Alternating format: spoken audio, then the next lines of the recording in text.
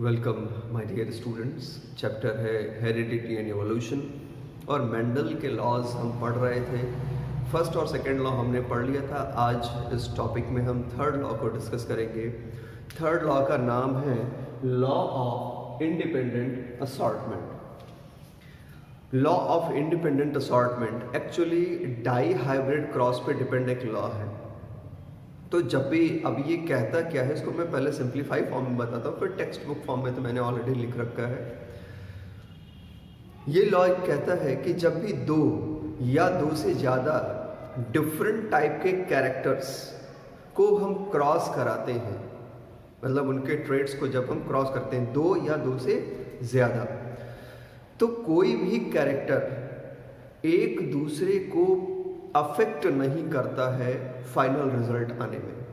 अच्छा, तो अब इस लॉ का स्टेटमेंट जो कि आप बोर्ड एग्जामिनेशन में लिखेंगे, मैं उसको रीड कर देता हूँ, आप भी सुन लीजिए। This law states that when individuals differing in two और more than two pairs of contrasting characters, more than two pairs of contrasting characters are crossed, the inheritance of any one pair is not affected by the presence of other. Yes, this is what the actually law want to say, independent assortment। यानी वो जो characters दिखेंगे, assort होंगे, वो independent form में होंगे, एक दूसरे से अफेक्टेड बिल्कुल भी नहीं होंगे। क्लियर है? चलिए क्रॉस शुरू करते हैं। यहाँ पे क्रॉस के लिए हमने पेरेंट जनरेशन में सीड के कैरेक्टर लिए हैं येलो एंड राउंड, जो कि डोमिनेंट कैरेक्टर होता है, ऑलरेडी आपने टेबल्स में पढ़ लिए हैं। ग्रीन एंड रिंकल्ड, जो कि उसके रेसेसिव ट्रेट्स हैं। ये डोमिनेंट ट्रेट है और ये रेसेसिव ट्रेट है। ठीक है, अब यहाँ पे आप देख रहे हो कि दो दो कैरेक्टर्स एक साथ लिया। पहले क्या था, सिर्फ एक कैरेक्टर को हम एक साथ चूज करते थे, यानी कैपिटल आर अगर होता तो उसको हम उसके लिए स्मॉल आर यूज करते और उसको हम मोनो हाइब्रिड क्रॉस कहते हैं। क्योंकि यहाँ पे दो कैरेक्टर्स हैं, इसलिए इसको हम डाई हाइब्रिड क्रॉस कहेंगे। इसके गैमीट बनेंगे तो आर एंड वाई, दो ही तरह के गैमीट, यानी एक सिंगल कॉम्बिनेशन ऑफ गैमीट बन सकता है, इसके अलावा कोई कॉम्बिनेशन पॉसिबल नहीं है। F1 जनरेशन की जो रिजल्ट होगी वो ऑलरेडी हमने पिछले दो लॉ में पढ़ रखी है कि वो हाइब्रिड होती है, डोमिनेंट वन रहता है और रिसेसिव इसके साथ जीनोटाइप में तो रहते हैं बट वो एक्सप्रेस नहीं होते हैं। तो 100% हाइब्रिड वैरायटी बनेगी, यानी capital R capital Y small Y. ठीक है, इसका फिनोटाइप अगर रेशियो आप देखेंगे तो फिर वही होगा 100% राउंड एंड येलो सीड्स, है ना। ये देख रहे हैं, हाइब्रिड टाइप के है। ये समझ में आ गया। अब करते क्या हम लोग, कोई भी नया प्लांट नहीं इंट्रोड्यूस करते हैं। We use the F1 generation seed और इसकी हम सेल्फिंग कराते हैं, मतलब इसी सीड को दो इक्वल पार्ट में डिवाइड कर लिया, दोनों को ग्रो कराया, और जब फ्लावरिंग का टाइम आता है, जब फ्लावरिंग होते हैं तो दोनों में से अलग अलग एंथर निकाले और क्रॉस किया। इसके पॉलन ग्रेन्स को आपने दिस पार्ट पे फेंक, मतलब स्प्रेड किया, और इसके जो क्या होते हैं पॉलन ग्रेन्स हैं उसकी डस्टिंग सेकंड वाले पार्ट पे किया। तो ऐसे क्रॉस तरीके से उसको पॉलिनेट कराते हैं या डस्टिंग कराते हैं। दैट्स वाई इसका नाम क्रॉस भी है, मतलब क्रॉस हाइब्रिडाइजेशन आप कह सकते हो या सेलेक्टेड हाइब्रिडाइजेशन सिंपली है। देन इसकी सेल्फिंग कराएंगे हम। सेल्फिंग कराएंगे तो क्योंकि दो कैरेक्टर है तो अलग अलग गैमीट के फॉर्मेशन हो सकते हैं। यहाँ पे प्योर लाइन था इसलिए केवल एक ही टाइप का गैमीट बना।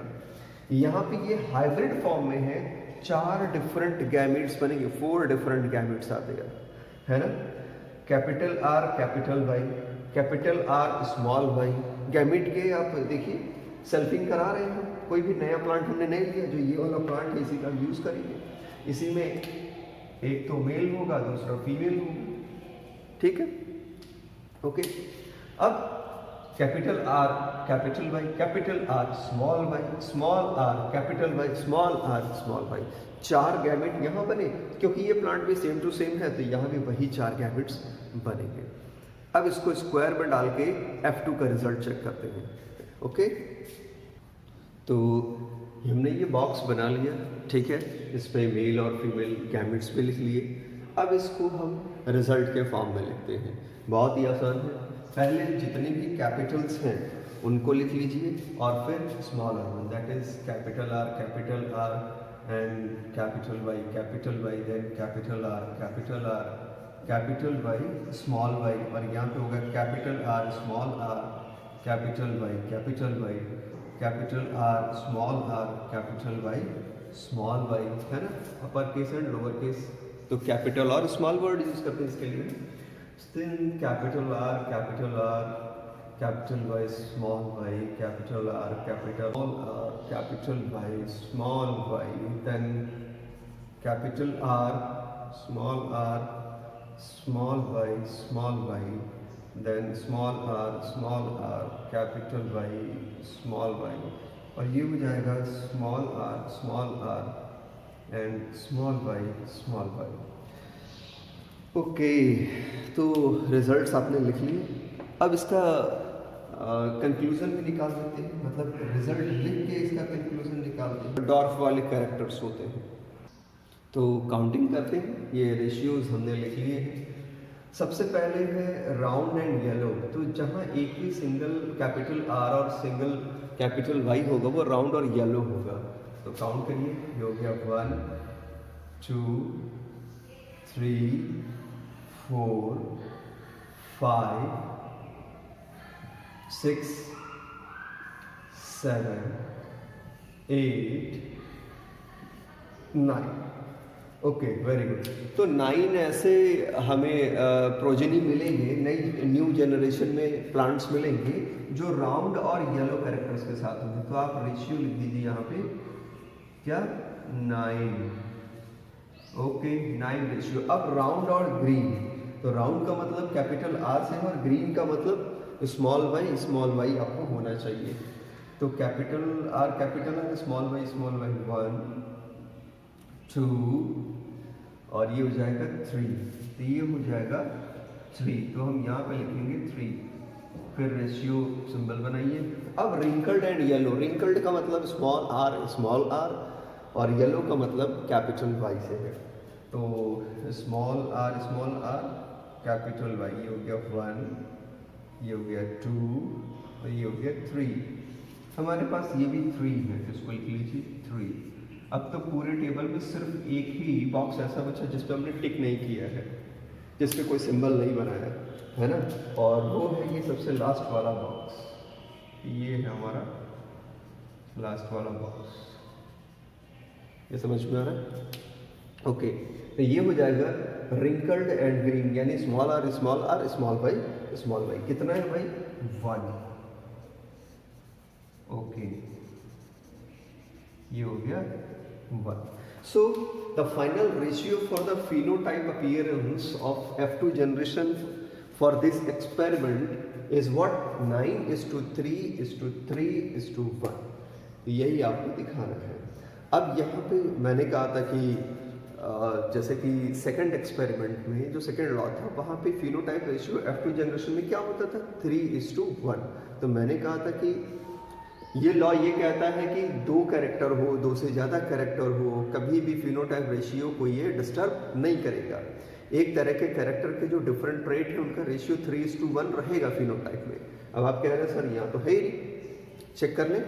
वेरी गुड भाई, एक कैरेक्टर है राउंड, तो दूसरा क्या होता है?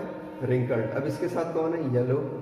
तो राउंड और येलो है, हमें एक कैरेक्टर इसमें से कॉमन रखना है, जैसे येलो कॉमन रखिए, राउंड और रिंकल्ड, तो हो जाएगा भाई round plus yellow ratio wrinkled. Round का कैरेक्टर होगा रिंकल्ड, जो कॉन्ट्रास्टिंग कैरेक्टर होगा इसका ना, कॉन्ट्रास्टिंग फीचर नहीं, यानी सेकंड ट्रेट। तो ये होगा रिंकल्ड प्लस येलो।